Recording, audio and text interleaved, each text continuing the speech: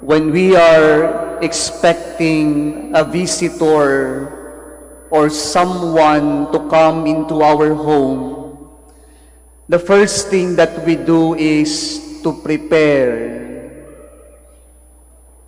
We Filipinos are known for our hospitality. When we have a visitor, we give only what is best. Kaya nga tayong mga Pilipino, kapag mayroon tayong bisita, todo-todo tayong maghanda, maglilinis ng buong bahay, ilalabas yung mga tinatago-tagong mga gamit, mga bedsheet, mabubuksan ang mga tinatagong dilata na halos mag-expire na. At yung kinaiingat-ingatan mong manok, biglang magiging tinola. Ganyan tayong maghanda, mga Pilipino. We only give what is best for our visitors. My dear brothers and sisters, this 32nd Sunday in Ordinary Time, the tone of our readings today is about the end. Because we are nearing or we are coming to the end of our liturgical calendar. 32nd Sunday, 33rd, Christ the King, or 34th Sunday, and we will begin another liturgical calendar with the Advent season. And so for this Sunday and for the next few Sundays, our readings would lead us to reflect on the coming of God, on the second coming of God, or on the kingdom of God, which we literally know as heaven. Now, for our reflection this Sunday, we ask the question, how should we prepare for the coming of God? Kaya nga sabi ng ating Ebanghelyo ngayon, stay awake, because we do not know the time of God's coming. Our first reading today from the book of Wisdom suggests one proposal on how we should prepare ourselves. The first reading tells us about wisdom, and wisdom is easily searchable, easily attainable. Wisdom in the first reading is not just a concept, but it is a person. And so, the first reading tells us that this wisdom is God. Paano tayo maghahanda? Ang proposal ng unang pagbasa ngayon, hangarin ang Diyos. Search for God, desire for God. But how is our world inviting us today? The world tells us, be powerful, desire for money, desire for position, desire for popularity. Our world tells us, prepare yourselves in this world, in this life, at the expense of failing to prepare ourselves for God, to be with God in heaven. Kaya marami sa atin yung gustong magkaroon ng posisyon, magpakayaman ng magpakayaman, at maging sikat, pero nakakalimutan natin ang hangarin ang Diyos.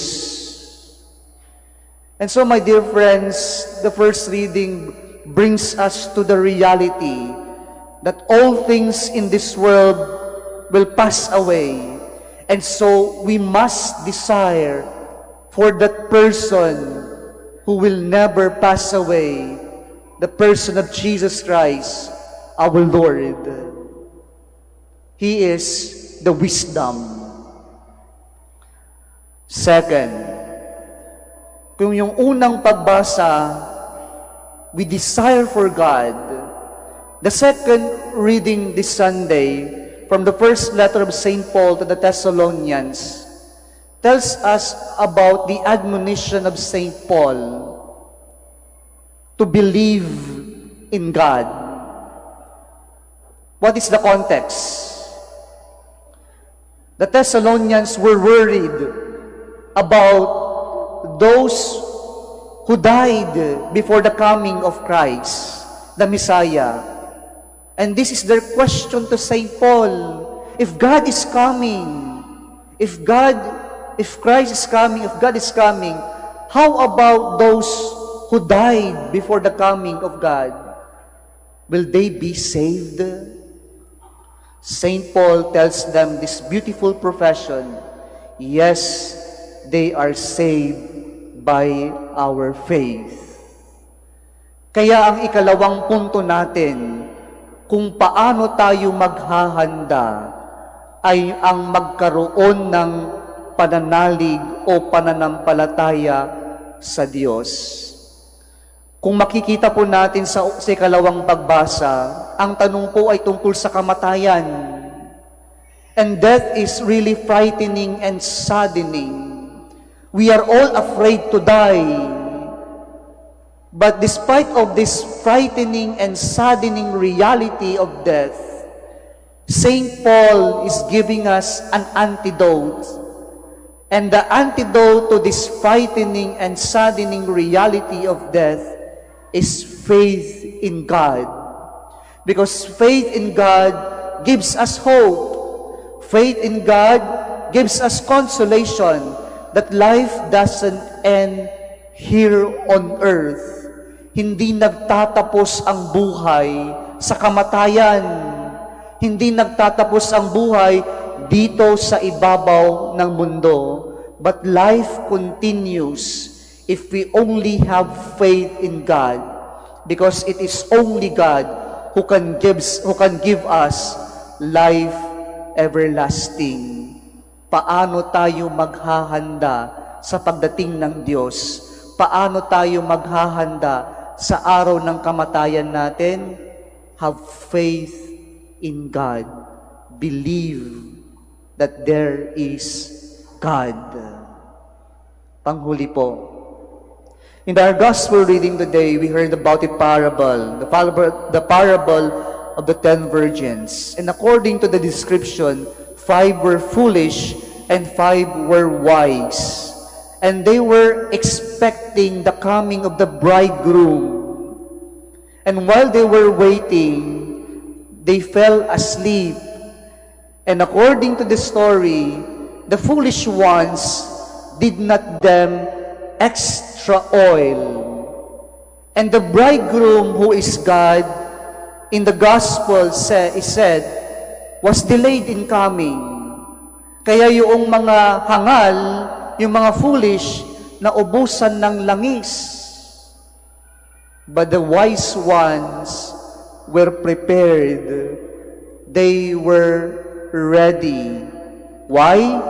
Because they brought extra oil. And this oil is a symbolism. It is a symbol of good works. And so, pag pinagtagpi-tagpi natin yan, ito yung proposals ng mga pagbasa ngayon kung paano tayo maghahanda sa muling pagdating ng Diyos o kaya naman paano tayo maghahanda sa ating kamatayan. First reading tells us, desire for God. Second reading tells us, believe in God. And our gospel reading today tells us, put into action our faith in God. Hindi sapat yung amen, amen natin. Praise the Lord, I believe in you.